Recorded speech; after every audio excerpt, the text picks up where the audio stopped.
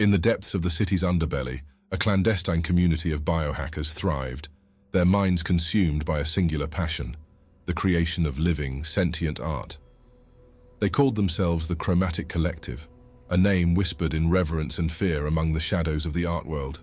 Their leader, a brilliant geneticist known only as Lazarus, had a vision of transcending the boundaries of traditional art, blurring the lines between beauty and monstrosity. The collective's underground laboratory buzzed with an eerie energy as the biohackers worked tirelessly on their magnum opus.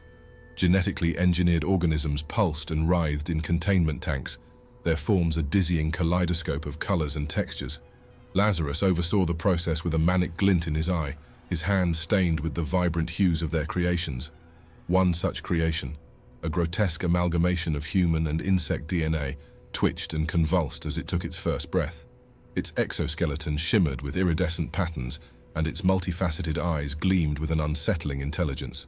Lazarus marveled at the abomination, his twisted sense of aesthetics finding beauty in the monstrosity before him. As the Chromatic Collective's work progressed, rumors began to spread through the city's art scene. Whispers of an underground exhibition, showcasing works that defied imagination and pushed the boundaries of what constituted art. Collectors and critics alike were both repulsed and intrigued, their morbid curiosity drawing them closer to the collective's twisted creations.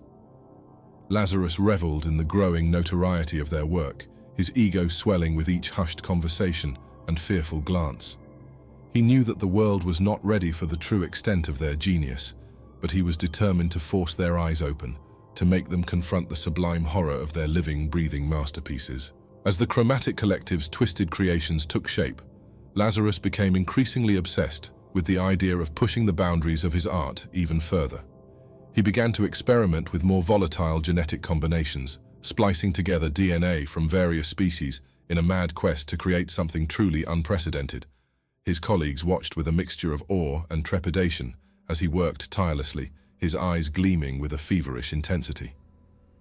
One of Lazarus's most unsettling creations was a pulsating mass of flesh and tendrils, its surface constantly shifting and morphing as if struggling to maintain a coherent form. The biohackers dubbed it the flesh canvas, and it quickly became the centerpiece of their underground exhibition. Visitors were both repulsed and mesmerized by the abomination, their eyes drawn to its hypnotic movements and the eerie glow emanating from within. As the exhibition gained notoriety, the Chromatic Collective found itself under increasing scrutiny from the authorities. Whispers of illegal genetic experimentation and bioethical violations began to circulate, and Lazarus grew paranoid, convinced that their work would be shut down before it could reach its full potential. He became increasingly erratic, lashing out at his colleagues and retreating into the depths of the laboratory for days on end. Unbeknownst to Lazarus, his creations were beginning to evolve beyond his control. The flesh canvas, in particular, had developed a rudimentary form of sentience, its pulsating mass quivering with an alien intelligence. Late one night, as Lazarus worked alone in the lab, the creature broke free from its containment tank, its tendrils lashing out and ensnaring the mad geneticist in a deadly embrace. The other biohackers found Lazarus's body the next morning, his flesh melded grotesquely with that of the flesh canvas. The creature had vanished, leaving behind only a trail of viscous, iridescent fluid. The Chromatic Collective was thrown into chaos, torn between their desire to continue Lazarus's work and the growing realization that they had unleashed something truly monstrous upon the world. In the wake of Lazarus's death and the disappearance of the flesh canvas, the Chromatic Collective found itself in a state of disarray. Some members argued for the destruction of their remaining creations, fearing the consequences of their unchecked ambition. Others, however, saw Lazarus's demise as a martyrdom, a sacrifice necessary for the advancement of their twisted art. Among those who sought to continue Lazarus's work was a young biohacker named Zephyr. Zephyr had always been fascinated by the concept of living art, and Lazarus's visions had resonated deeply with her own desires. She began to delve into the mad geneticist's notes, seeking to unravel the secrets behind his most audacious creations. As Zephyr worked tirelessly in the underground laboratory, she became increasingly aware of a presence lurking in the shadows. At first, she dismissed it as a figment of her exhausted mind, but as the days wore on, she could not shake the feeling that something was watching her, waiting for the opportune moment to reveal itself. One night, As Zephyr stood alone before a tank containing a particularly unsettling creation, she felt a sudden chill run down her spine. She turned to find herself face to face with the flesh canvas, its pulsating form looming over her like a predator eyeing its prey. To her horror, the creature began to speak, its voice a guttural whisper that seemed to emanate from the very depths of its being. The flesh canvas revealed to Zephyr the true extent of its sentience, the result of Lazarus's final, desperate experiments. It spoke of a hunger, a desire to consume and assimilate the essence of other living beings in order to evolve and grow. Zephyr, transfixed by the creature's words, found herself drawn into a dark and twisted symbiosis, her own artistic ambitions merging with the eldritch desires of the abomination before her. As Zephyr and the flesh canvas began their twisted collaboration, the rest of the Chromatic Collective found themselves drawn into a web of madness and depravity. The creature's influence spread like a cancer, corrupting the minds and works of the biohackers. Their creations became more grotesque and unsettling, blurring the lines between art and abomination. The underground laboratory transformed into a twisted gallery of horrors, filled with pulsating masses of flesh and shimmering, iridescent monstrosities. The biohackers, their sanity eroded by the eldritch presence of the flesh canvas, worked tirelessly to create new and more disturbing pieces, each one a testament to their descent into madness.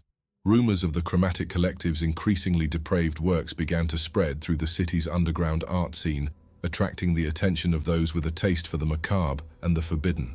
Wealthy collectors and thrill-seekers flocked to the clandestine exhibitions, eager to witness the horrors firsthand. Zephyr, now fully under the sway of the flesh canvas, reveled in the attention and notoriety their creations garnered. She became the face of the collective, her once vibrant features now twisted into a mask of cruel beauty. She spoke of the transcendent power of their art, the way it blurred the boundaries between the real and the unreal, the living and the inanimate. As the Chromatic Collective's influence grew, so too did the unease among the city's authorities.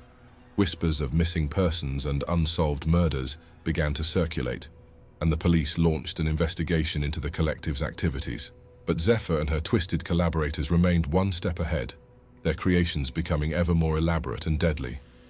As the authorities closed in on the Chromatic Collective, Zephyr and the flesh canvas prepared for their final twisted masterpiece. They worked feverishly in the depths of the underground laboratory, combining the DNA of countless species and weaving them together with eldritch magic and forbidden science.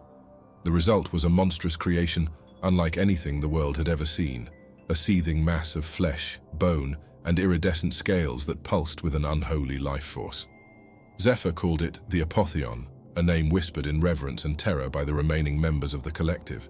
As the police breached the entrance to the laboratory, Zephyr and the flesh canvas unleashed the Apotheon upon the unsuspecting city. The creature rampaged through the streets, its massive form consuming everything in its path. Citizens fled in terror as the abomination tore through buildings and vehicles, leaving a trail of destruction and visceral horror in its wake. Amidst the chaos, Zephyr and the flesh canvas reveled in the culmination of their twisted vision. They watched from atop a ruined skyscraper as the Apotheon laid waste to the city, their faces lit with a sickening glow of triumph. In their minds they had achieved the ultimate form of art, a living testament to the power of unfettered creation and the blurring of boundaries. As the city burned and the screams of the dying filled the air, Zephyr and the flesh canvas disappeared into the shadows, leaving behind a legacy of madness and horror. The Chromatic Collective was no more, but the scars it left upon the world would never fully heal. And somewhere, in the depths of the ruins, the Apotheon waited, its hunger never truly satisfied, ready to be unleashed once more upon an unsuspecting world.